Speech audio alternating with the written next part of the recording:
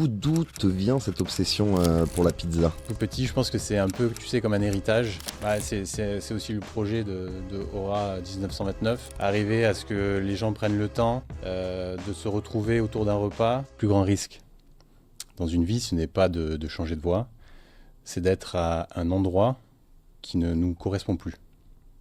Hello Boris, bon, content d'être avec toi déjà. Dis-nous-en un peu plus sur toi. Qui es-tu, Boris? Bonjour Nicolas, écoute, je suis le fondateur de Aura 1929, un atelier pizza pas comme les autres. Pourquoi lancer ce podcast maintenant alors que j'imagine que tu es en pleine préparation? Oui, eh bien écoute, parce que je suis vraiment à une charnière dans ma vie professionnelle. J'ai vraiment le souhait de donner du sens à ma vie et j'avais envie de documenter tout ça, que les gens puissent en fait m'accompagner dans ce projet. Et c'était aussi en fait le moyen de me mettre une pression supplémentaire.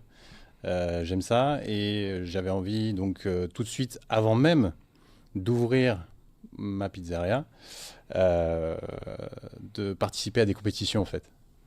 Championnat de France, championnat du monde à Las Vegas. C'est un projet d'entrepreneuriat. Je vais également, sur cette chaîne, aller à la rencontre de différentes personnes avec qui je vais travailler, que ce soit des agriculteurs, des producteurs, des fabriques. Mais je veux aussi rendre accessible beaucoup d'informations pour les personnes qui seraient intéressées par l'entrepreneuriat, notamment en interviewant des professionnels comme des experts comptables, avocats, et puis donner des clés. Qui peut nous accompagner quand on est dans une création d'entreprise? Quels dispositifs sont disponibles pour justement nous donner un petit coup de pouce? Voilà. Cool, ça fait beaucoup de contenu, des vrais challenges. Une vraie pression, j'imagine aussi pour toi, pour commencer si fort. Oui, clairement. Et puis, je pense que la pression est bonne et nécessaire. Si tu as la pression, tu vas du coup sortir de ta zone de confort, du coup tu vas chercher à te dépasser, à exceller dans ton domaine. Et pour moi, je pense que c'est vraiment nécessaire. Je suis assez d'accord. Ça fait partie de tes gènes, ça fait partie de toi de vouloir toujours aller plus loin et être le meilleur dans ton domaine. Oui, clairement. Du coup, d'où te vient cette obsession pour la pizza? En fait, ça a commencé tout petit. Je pense que c'est un peu, tu sais, comme un héritage. J'avais mon grand-père qui était boulanger. C'est un petit peu l'ancrage de ce projet. Et quand j'étais petit, le dimanche, qu'on allait manger chez eux, je voyais me préparer la pâte à pizza dans la cuisine en pierre. Rien n'était écrit et tout était vraiment naturel. C'était vraiment une ambiance perpétuée après avec mon père, puisque lui aussi a commencé à faire des pizzas dans son four à bois fait main. C'était vraiment quelque chose vraiment d'exceptionnel et pour moi en tant qu'enfant. Et bien sûr, du côté de ma mère, c'était l'Italie, donc les discussions qui n'en finissent jamais, c'est même la coupe d'un jambon cru. Juste ça, si tu avais le malheur de t'amuser à couper un jambon cru et que tu le faisais de traviole, c'était un scandale d'État, quoi, tu vois. Donc, c'était vraiment plus que juste une pizza, c'était aussi un moment de convivialité. Dans notre société actuelle, qui est vraiment très violente, rapide, dématérialisée, d'arriver un petit peu à fédérer les gens autour d'un repas, je pense que c'est essentiel. C'est encore un des rares moments d'échange. C'est aussi le projet de Aura 1929. Arriver à ce que les gens prennent le temps de se retrouver autour d'un repas. Ok. Et pour toi, personnellement, ça te permettait de, comment dire, retranscrire les valeurs que tu as reçues et l'héritage que tu as reçu, et tout en pouvant faire profiter les autres et pouvoir le partager, tes connaissances et ton savoir-faire. Rassembler les gens autour d'un repas. J'ai choisi la pizza comme support et aujourd'hui, en tant qu'entrepreneur, je vais pouvoir mettre à profit mon expérience passée, puisque j'ai 15 ans d'expérience dans la direction d'entreprise et combiner ça avec l'artisanat en fait, puisque là ce que je vais faire c'est vraiment de l'artisanat. Je pense que c'est un héritage. Je me souviens de mon grand-père déjà, qui le dimanche nous faisait des pizzas dans sa petite cuisine en pierre. de mon père après qui le faisait aussi dans son four à bois qu'il avait construit de ses mains. Où la pizza, en fait, c'était pas un fast-food, c'était vraiment un lien qui nous rassemblait tous à la maison. Et aujourd'hui, dans notre société, qui est vraiment violente, rapide, dématérialisée, je veux recréer ce lien-là, en fait. Et c'est aussi un acte de résistance. Plus qu'un bulletin de vote, aujourd'hui, on a vraiment un pouvoir avec sa carte bancaire. C'est aussi choisir, Aura 1929, c'est aussi choisir de faire vivre notre agriculture, notre région, notre pays, puisque nous utilisons vraiment des produits qui nous viennent directement des producteurs et uniquement français. L'idée pour toi, c'est de pouvoir repartager les valeurs que tu as reçues de ta famille, notamment dans la société actuelle dans laquelle on vit, qui est très rapide, très intense, et où des fois on oublie justement de pouvoir partager ce genre de moments de convivialité. C'était pour moi primordial. Ces repas que j'ai eus quand j'étais enfant, ces repas de famille, ont laissé et laissent encore aujourd'hui en moi des souvenirs impérissables. J'attends les fêtes, mais quelles qu'elles soient, pardon, que ce soit anniversaire, famille, etc., pour qu'on se retrouve tous ensemble parce que c'est toujours génial. On a toujours des personnalités incroyables dans nos familles, des discussions enflammées. Et quel bonheur, en fait, que d'arriver à recréer un moment de partage autour de la pizza. C'est vrai, et ça manque, je pense, aujourd'hui pour tous. On se retrouve tellement pris entre les téléphones portables, tout l'électronique, et que du coup, ça nous fait perdre un peu justement ces moments simples qu'on avait peut-être plus facilement avant. Ce nom n'est pas juste une enseigne, c'est une promesse. Pourquoi avoir choisi ce nom, Aura 1929? Alors, tout d'abord parce que 1929, c'est l'ancrage, c'est la date de naissance de mon grand-père. Aura, c'est l'heure en italien. C'est Aura en français, c'est aussi AURA, hein, l'aura Yes. d'un produit. Et c'est aussi l'heure parce que le temps, parce que je passe 72 heures en fait à créer cette pizza en moyenne. C'est aussi l'or, la qualité brute du produit. Waouh. Bon, on en reviendra plus tard, mais 72 heures Ouais. pour créer. Waouh. Waouh, c'est impressionnant. C'est du taf. Oui, oui, beaucoup. Et Ouais. comment t'en es arrivé à pousser toujours plus loin dans ces choses-là, à aller chercher peut-être la perfection, si on peut dire ça, de ton produit? Parce qu'en fait, quand tu veux l'excellence, je pense que tu choisis l'artisanat. Et si tu cherches une rentabilité, si tu cherches à maximiser, on va dire, ton investissement, ça sera plutôt une voie type industrielle. Hein, voilà, on va chercher à avoir un petit raccourci, aller au plus vite et au plus. Moi, je cherche la qualité et je veux être le meilleur. Le meilleur, ça passe par l'artisanat. C'est aussi une quête de sens, donner du sens à sa vie. C'est aussi ça. Ouais. On en revient un peu à ce qu'on disait tout à l'heure, je pense, dans le monde actuel, très intense dans lequel on vit. Peut-être un retour avec un peu plus d'authenticité, ça fait du bien aussi. Et je pense que les gens, d'une manière générale, sont aussi à la recherche de ça aujourd'hui, parce qu'on le retrouve moins qu'avant. Si aujourd'hui, vous pouvez faire passer un message, c'est de chercher à donner du sens à sa vie. Le mien de sens est dans ce projet et en fait c'est là le but ultime. Si on donne du sens à sa vie, du coup on est heureux, du coup on va attirer aussi du positif autour de soi, on va attirer les bonnes personnes, pas que mais majoritairement parlant, et on va faire quelque chose de bien. Si tu fais quelque chose qui te plaît, tu vas y mettre de l'amour. Si tu y mets de l'amour, ça sera forcément bien, bon, et du coup tu vas avoir des gens qui vont vouloir, si on parle là pour le coup de la pizza, des gens qui vont aimer ton produit, des gens qui vont te l'acheter. Si tu aimes ce que tu fais, c'est bon. Si c'est bon, des gens viennent te l'acheter et donc tu deviens riche. Et c'est pas riche de sens et d'argent. Et c'est pas ce qu'on nous vend aujourd'hui, notamment bien entendu sur les réseaux, d'être riche qui donne du sens à ta vie. Si tu deviens riche sans y mettre ce qu'il faut, un billet de 20 € que tu gagnes à la sueur de ton front, tu vas pas le dépenser de la même manière que 50 € que tu aurais trouvé par terre. Parce que tu auras de l'argent, que tu seras heureux. C'est souvent d'ailleurs ce qu'on entend. Oui, l'argent, ça rend pas heureux, c'est une clé du bonheur, mais c'est pas ce qui te définit concrètement le bonheur. Et donc, donner du sens à sa vie, je me répète, mais donner du sens à sa vie, c'est d'une part aimer ce que l'on fait. Si tu aimes, tu y mets de l'amour. Si tu y mets de l'amour, ça sera bien, ça sera bon. Si c'est bon, tu auras des clients, des gens qui seront intéressés par ce que tu fais. Et du coup, tu seras riche parce que tu vendras ce que tu fais. Matériellement parlant, tu seras riche, mais tu seras aussi riche de sens. Et c'est ma démarche aujourd'hui. C'est pour ça que j'entame cette démarche. Ouais, je suis assez d'accord avec toi. Je suis assez d'accord avec toi. Et aujourd'hui, on a tendance à perdre ses valeurs et à penser à l'inverse, comme tu dis, à vouloir justement arriver au point d'être riche pour Ouais. donner du sens, alors que on devrait se raxer plus au contraire à ce qu'on aime, à nos envies, nos valeurs, et du coup pouvoir les partager. Mm. Et c'est ce qui nous donnera la richesse, et que ça soit matériel ou immatériel.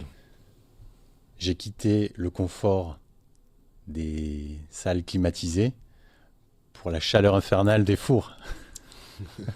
Et quel saut, parce que moi je le sais, peut-être que ce serait bien d'en parler, d'expliquer aux gens un peu quel est ton parcours avant la pizza. Oui. Je sais que j'ai entendu parler d'Harvard, de directeur de multinationales, d'automobile de pointe. Il y a un monde quand même avec la pizza et l'artisanat, dis-nous en plus. Oui, clairement. Alors, oui et non. Tout d'abord parce que j'ai démarré ma carrière professionnelle en étant apprenti dans la cuisine. Ok. J'ai fait mon apprentissage dans un hôtel-restaurant étoilé au guide Michelin. Et par la suite, je suis parti dans la boulangerie. C'était déjà un coup de cœur pour la matière. Et puis me reconnecter du coup à mon grand-père, qui était boulanger. Ok. Euh, Après ça, j'avais vraiment une soif d'apprendre. Et je voulais comprendre derrière euh, la panification, l'hôtellerie, la restauration. Je voulais comprendre le business. Et pour moi, il n'y a pas de plafond de verre. Euh, c'est quand même pas évident, mais du coup, d'un apprentissage, j'ai réussi à basculer dans le commerce, du commerce dans la grande distribution, où j'ai été directeur, puis dans l'automobile, directeur également, jusqu'à être directeur pour une multinationale. Euh, En parallèle de ça, je me suis jamais reposé. Ça s'est pas fait comme ça d'un claquement de doigts. Ça a été un travail de longue haleine. Là, on parle de 15 ans. En France, c'est quand même très compliqué. Il faut s'imaginer, passer d'un apprentissage en boulangerie dans le commerce, déjà, ça n'a rien à voir. Mais bon, il y a des portes d'entrée. Et gravir marche après marche, échelon après échelon, pour arriver à être directeur dans la grande distribution, d'un gars en gros qui a fait un apprentissage, et basculer dans l'automobile en tant que directeur, etc. etc. Ça n'a pas été facile. Il faut expliquer aux gens que l'on a en face en fait, il faut arriver à leur faire comprendre que bien souvent, il y a des similitudes en fait, d'un métier à l'autre. Et c'est à nous d'arriver à comprendre ce que l'on peut appliquer d'un univers à un autre. Je vais prendre un exemple basique. Euh, Par exemple, tu es passionné de sport. Le sport te demande, si tu veux bien entendu performer un petit peu, une rigueur. Ça te demande une assiduité. Ça te demande voilà, de pas faire des soirées tous les 2 jours, de te lever, d'aller à la salle tous les jours, au moins, ou tous les 2 jours, et de te faire mal, et de recommencer, et de recommencer, et de recommencer. Ce mindset, cette façon de faire et de penser, tu peux l'appliquer dans ton travail, puisque du coup, quelqu'un qui aime le sport, tu peux te dire, bon, bah, c'est un gars qui va être assidu, qui va être dédié à ce qu'il fait, voilà, qui est sérieux, il va pas aller se mettre mal en soirée et pas venir le lendemain, voilà, etc., etc. Donc, ça dénote quelque chose de la personne. Et c'est valable pour tout. Du coup, si tu viens de l'hôtellerie, bah, tu as en toi l'excellence, tu sais ce que c'est, le service, être au service du client, etc., etc. Ça, tu peux l'appliquer dans le commerce. Dans le commerce, tu peux du coup dire, je viens de l'hôtellerie, du coup, Voilà, je sais ce qu'est le service client, etc., etc., etc. Enfin, tout peut vraiment être transbahuté d'un univers à l'autre, en fait. C'est simplement à toi de bien te vendre lors d'un entretien. Bien entendu, à l'origine, il faut que la personne, elle te donne l'opportunité de pouvoir te présenter, ça c'est clair. Mais quand tu as cette opportunité-là, c'est à toi de faire les passerelles entre les univers, entre ton expérience, d'où tu viens et où et comment ça s'applique dans là où tu te vois et tu postules. Pouvoir transférer d'une certaine façon les forces que tu as acquises dans un domaine Exactement. à un nouveau domaine. C'est pas facile parce que peu de personnes sont enclins à, à te laisser l'opportunité de montrer ce que tu vaux. Par contre, quand l'opportunité se présente, là, c'est à toi de ne pas rater cette opportunité, de mettre toutes les chances de ton côté. En parallèle, passer un master. J'ai aussi un diplôme d'Harvard, MIT, Université du Michigan, McKinsey. Voilà, j'ai fait quand même beaucoup de formations à côté, avec une vie de famille. Ça veut dire que je n'allais pas en soirée. Je suis le pire pote qu'on puisse avoir. Parce que bien souvent, je suis pas là. Je suis pas là pour les soirées. Les soirées. Après, ça, il faut aussi, bien entendu, lâcher la bride et souffler. Il faut trouver il faut trouver ces moments de relâche. Mais bien souvent, mon temps off était en fait dédié à ça, à apprendre de nouvelles choses. Voilà. Donc, je suis passé de la boulangerie à la direction d'entreprise. J'ai continué à me former. Et aujourd'hui, c'est ce qui fait ma force. C'est pas une crise de la quarantaine, bien au contraire. Je veux associer en fait mon expérience professionnelle et ma passion, mon amour pour la panification, pour la pâte, et mettre tout ça à profit pour la pizza avec Aura 1929. Le but étant donc d'arriver avec ce concept hybride. Ouais, tu réponds un peu à ce que j'étais en train de me demander, mais du coup pour toi, parce que je pense que ça serait le cas pour beaucoup de personnes, pour toi, toutes les acquisitions que tu as eues, que ce soit par des diplômes, que ce soit Harvard, que ce soit dans tes anciens métiers, aujourd'hui en passant à quelque chose de tout à fait différent, tu le vois pas comme une perte de temps ou quelque chose que tu aurais perdu et en te disant, punaise, j'ai fait tout ça pendant des années pour au final me retrouver de nouveau à la case départ, mais tu prends ça comme un bagage en plus, en gros, que tu peux mettre dans ce projet-là de pizzeria. Oui, complètement. En fait, l'expérience que j'ai acquise, professionnellement parlant, m'aide pour tout ce qui est autre que la pizza. Et je me suis posé la question, bien entendu, comme toi, si finalement c'était pas une perte de temps quand j'ai eu envie de faire cette reconversion. Et en soi, je me suis dit que si j'avais fait ça plus tôt dans ma vie, je l'aurais fait comme tout le monde. C'est-à-dire que j'aurais ouvert mon business, j'aurais essayé de me faire une clientèle, j'aurais communiqué un peu sur les réseaux. Venez chez moi, c'est mieux que chez les autres, nanana. C'est beaucoup plus basique, quoi. Ouais. Alors qu'en fait, ça me permet d'être sûr sur mon business plan, puisque ça a été mon travail pendant pas 15 ans, mais pendant bien 10 ans d'analyser des chiffres. Mais toute cette expérience, elle est pas perdue, à condition que tu sois capable et à même de faire les passerelles entre ton expérience professionnelle et ce à quoi tu prétends aujourd'hui. Si tu n'es pas capable d'appliquer ton expérience professionnelle et si je ne suis pas capable de le faire pour, par exemple, reprendre ma carrière des 15 ans et de le mettre à profit pour ce projet-là, bah c'est nul, oui, ça sert à rien. C'est à toi aujourd'hui de faire, entre guillemets, de pouvoir retranscrire ce que tu t'es servi ou Exactement. des acquisitions que tu as eues au cours des années pour le retranscrire sur la pizza. Oui. Bon, et moi, j'en sais quelque chose. J'ai été chanceux de pouvoir goûter tes pizzas et d'avoir conscience qu'en effet, ouais, tu as bien su retranscrire ce que tu as appris et ta rigueur, ta façon de travailler et d'aller chercher la perfection, je pense, dans ton produit. Et une autre chose en vrai, mais je pense que c'est quelque chose qui ferait peur à beaucoup de monde. Aujourd'hui, tu étais quand même dans un confort de vie, si je peux appeler ça, ou en tout cas une sécurité, que ça soit professionnelle, financière, notamment. T'as pas peur de ça, de te retrouver d'un coup à plus avoir cette sécurité financière, professionnelle, un job à responsabilité. Bon, attention, bien sûr, dans l'entrepreneuriat, la responsabilité est même sûrement plus grande, mais ce que je veux dire, c'est de te retrouver de nouveau aujourd'hui sans cette sécurité, un salaire qui tombe tous les mois et de repartir de nouveau, ça Ouais. t'inquiète pas? Bien sûr que la pression est là, bien sûr que j'ai une famille à faire vivre, etc., etc. Mais déjà, c'est ce qui m'excite. J'aime ça. Ce parcours hybride, en fait, est ma force. J'aborde Aura 1929 vraiment avec l'âme d'un artisan, mais en mettant à profit mon expérience de 15 années de direction. Ça veut dire que je structure mes protocoles comme un business analyst. Je fais mes relevés de température, mon taux de pH et donc il faut en prendre soin. Et puis si un jour il est feignant quoi. Et pour limiter ça, pour limiter ces risques-là, eh bien tu es obligé de tout noter, tout prendre en compte. On se rend pas compte, mais en fait il y a les temps de pétrissage à telle vitesse. Avec telle hydratation, tu pétris pas de la même manière autant de temps. Avec la température ambiante, pareil. S'il fait temps dans la pièce 23 degrés, tu vas peut-être pouvoir passer 7 minutes à telle vitesse. Mais s'il fait 25 ou 26 parce que c'est l'été et que ta pièce n'est pas climatisée, tu vas devoir rester que 4 minutes. Mais du coup, ces 4 minutes vont impacter la qualité de ta pizza. Qu'est-ce que tu fais pour compenser? Parce que c'est pas assez pétri, etc.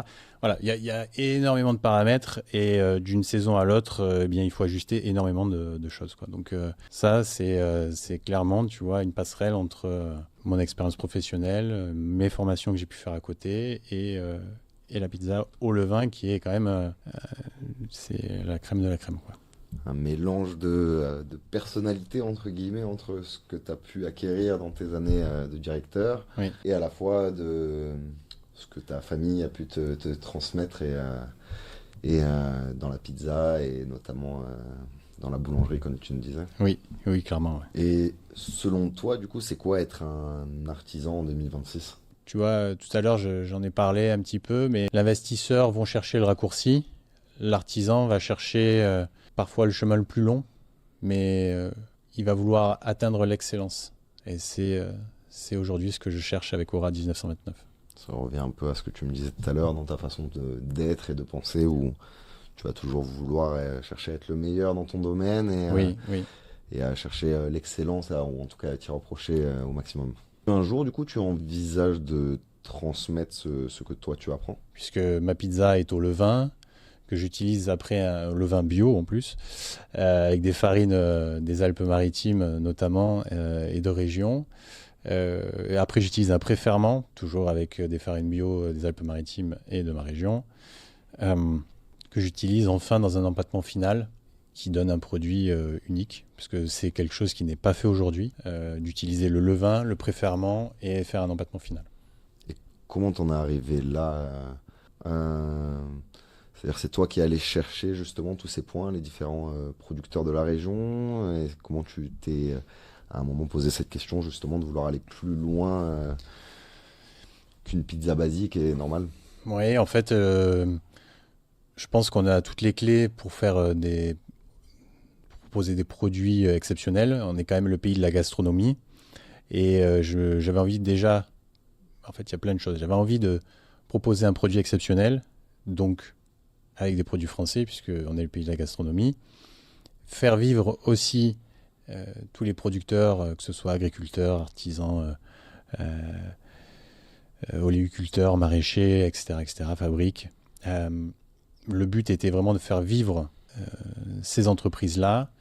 Et donc, je me suis mis à la recherche de farine locale en premier lieu. Et j'ai trouvé un petit moulin dans l'arrière-pays niçois bio, avec Jean qui fait des farines incroyables, qui est adorable en plus. Et puis, juste à côté donc, de la frontière, c'est dans la région du Piémont, il y a Molino Marino, qui est un moulin pareil biologique, qui fait ça depuis 70 ans et qui propose des farines exceptionnelles.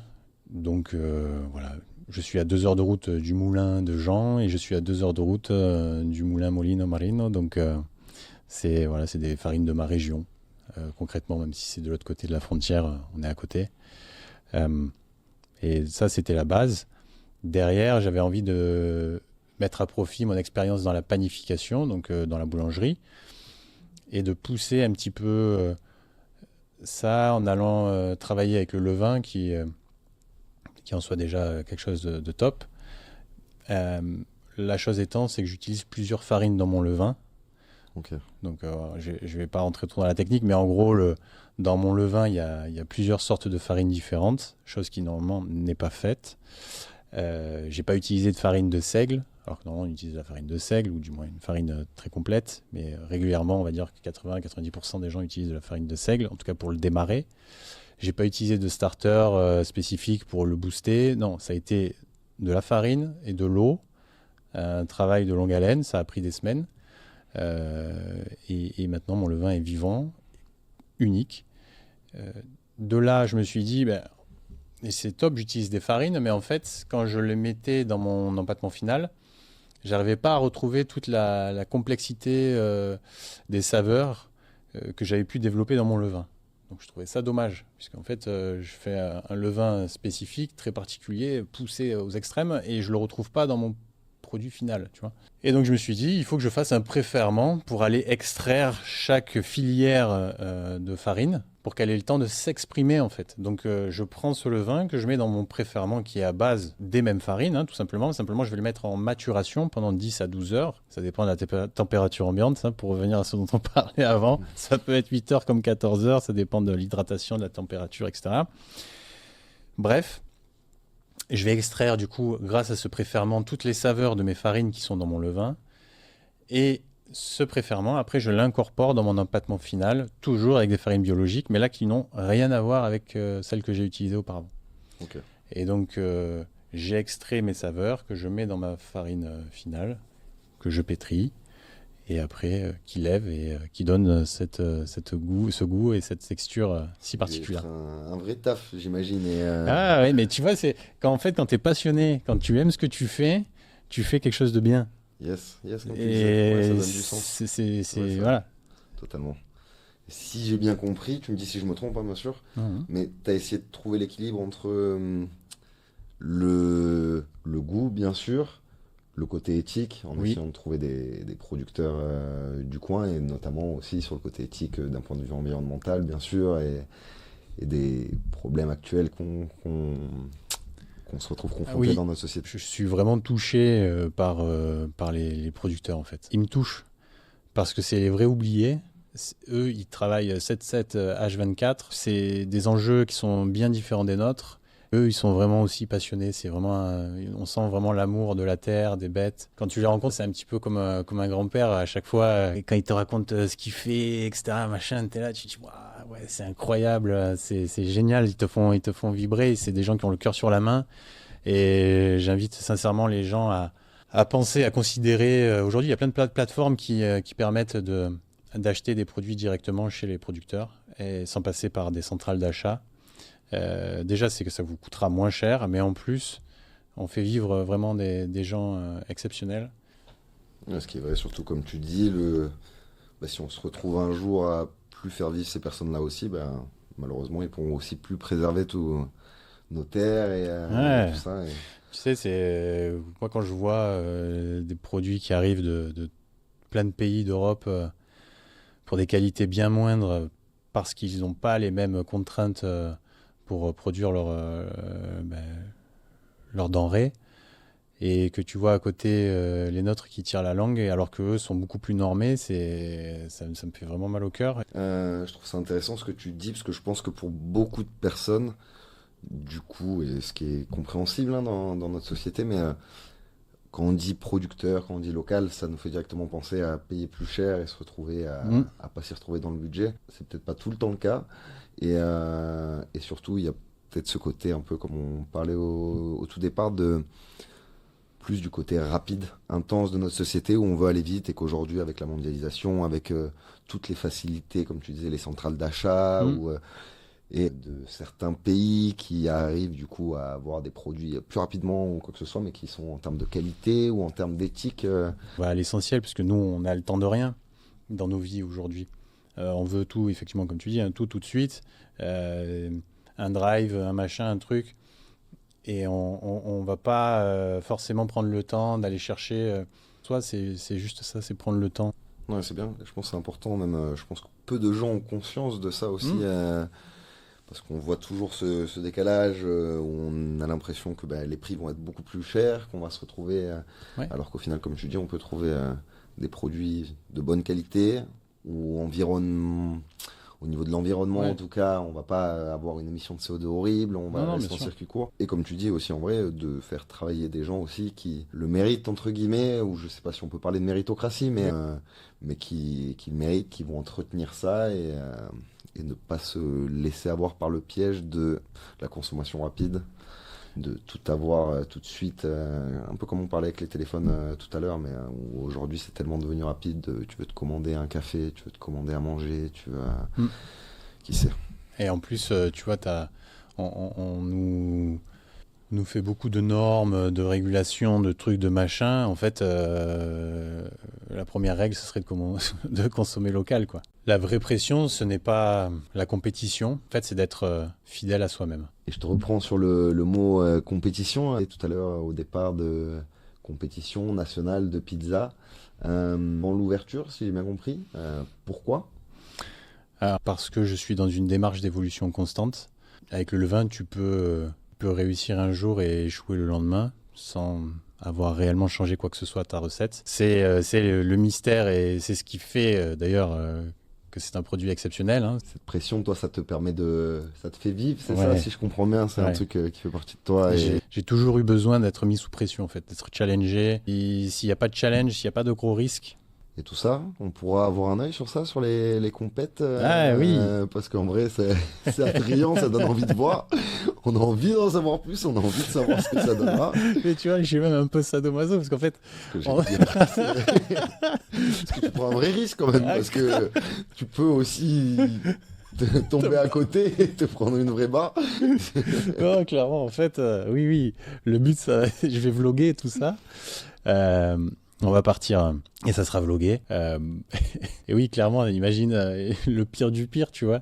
T'arrives et ta pâte elle est morte, enfin, ou t'arrives pas, tu vois. Imagine-toi, on parle de levain là, on parle pas de levure industrielle, donc Yes, bien sûr. c'est vraiment totalement différent. Donc, et là, il faut performer. Bon, tu me diras.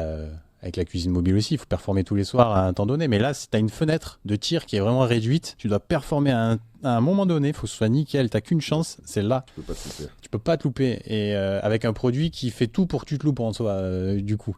Exact, exact, exact. Donc oui, je vais vloguer, ce qui me rajoute une pression supplémentaire. En plus, tu vois, je vais arriver aux compétitions, je serai personne, les mecs ils savent pas qui je suis, je sors de nulle part, j'arrive avec ça n'a rien à voir avec ce qui se fait généralement. Je vais être un ovni, quoi. Le mec, je suis pas encore ouvert à mon business, je participe à des compétitions, c'est qui lui, qu'est-ce qu'il veut, qu'est-ce Et en qu'il fait là? plus, qui de base n'était pas du tout de ce milieu-là. Non, entre non, non, non, guillemets, j'y connaisse bien même pas, arrivé rien à sur Pizza. Tu sais, c'est pas j'étais un apprenti ou j'ai travaillé dans une pizzeria avec un gars et qui, voilà, je suis du milieu ou quoi. Rien à voir, rien à voir. Après, si je peux te rassurer, je suis quand même un grand fan de pizza. Je pense qu'en plus, dans notre région, on a quand même la chance d'avoir de Oui. bonnes pizzas Oui. quand même et de bonnes pizzerias. Mais waouh, je sais que Ah. franchement, sans te vanter, je sais que ce levain, c'est la technique que tu utilises. Waouh, Ah, la merci. pâte, comme tu dis, il y a un goût qui ressort qui est différent de ce qu'on peut trouver dans la levure industrielle et le levain ramène, je pense, du caractère à la pizza et ramène vraiment un vrai, comment dire, équilibre où la pâte a vraiment son mot dans la pizza et amène une touche en plus où des fois ben, la pâte est quelque chose où d'ailleurs je pense qu'il y a beaucoup de personnes qui ne mangent pas la pâte et je trouve que la tienne elle donne envie d'être mangée. Bah, merci même la beaucoup. croûte. Merci, ça me fait chaud au cœur, ça me fait très plaisir, merci. Non, c'est vrai. Et- Je ne dis pas ça pour te vanter, hein, pour se vanter. Vraiment pas. Je veux pas, justement, bien entendu, hein, on se doute, faire comme tout le monde. Je veux sublimer chaque ingrédient. La pâte, c'est la base. On doit sentir la pâte, elle doit apporter quelque chose. La tomate, elle vient apporter ce petit goût sucré, ce petit goût acidulé. Tu vois, là, typiquement, les tomates. Donc, je travaille avec la dernière conserverie française, qui a été créée en 1898, quand même, Ok. qui est labellisée patrimoine vivant français. Donc, ils ont été reçus à l'Élysée, etc. Enfin, je veux dire, c'est un truc de fou. Ils proposent une qualité de dingue. C'est incroyable. Ils vont, pour parler des tomates, ils vont récupérer les tomates quand elles sont mûres dans le champ. Et hop, ils les mettent tout de suite en conserve. C'est-à-dire qu'ils les écrasent dans la conserve et basta, terminé, finito. C'est pas des tomates qui sont cueillies pas mûres, qu'on met dans des bacs, qu'on laisse mûrir en bac, auquel après on vient ajouter du sucre et du sel et des édulcorants et plein d'autres choses. Voilà. Et de trouver le bon équilibre. Absolument. Mais c'est bien, c'est important ce que tu dis, parce que je pense que, en vrai, quand tu parles de la tomate, qui est un bon exemple, mais je pense que pour la majeure partie des gens, et pour être honnête, moi, il n'y a pas si longtemps que ça, bah, la tomate, on a l'impression de le voir toute l'année de toute façon. Oui, c'est vrai. Et donc, je pense que beaucoup de personnes n'ont même pas conscience que c'est pareil, il y a un temps de récolte et il y a des saisons pour la tomate et pour avoir quelque chose de qualité, un produit de bonne qualité, on ne peut pas le retrouver au même moment dans l'année. Non, et c'est en fait là tout le challenge aussi, c'est que c'est les saisons qui dictent mes recettes. Mais par contre, il y a une chose pour laquelle je ne voulais pas être dicté, c'était la tomate. Parce qu'en fait, et du coup, la tomate, non, c'est la base. J'ai besoin d'avoir de la tomate, tu vois. Mais je voulais pas non plus, du coup, basculer sur une tomate en conserve italienne. Okay. Puisque je voulais rester sur des circuits courts, bio, etc. Donc, et du coup, c'était dommage, encore une fois, de partir. Alors, tout le reste, je l'achète en France et pas la tomate. Et là, miracle, il reste une conserverie en France qui fait ça. Et en plus, pas juste une conserverie. Elle prend les produits des tomates de Provence. Quand elles sont mûres dans les champs, elle les récolte et elle les met en conserve. C'est incroyable. Ouais, plus je t'écoute, plus je me dis quel taf. Quand même. Ouais, parce que de trouver chaque. En vrai, pour chaque ingrédient, comme tu dis, parce qu'on parle de tomates, il y a mozzarella, et j'imagine. Oui, la mozza, voilà. Encore d'autres. Mais waouh, quel taf pour trouver à chaque fois de trouver le bon équilibre, comme tu dis, entre le côté éthique, les circuits courts, mais aussi en même temps de trouver la qualité et le goût aussi qui reste. Ouais, et puis tu sais, alors déjà, les trouver. Parce que même si on est à l'ère d'Internet, ils ne sont pas sur les...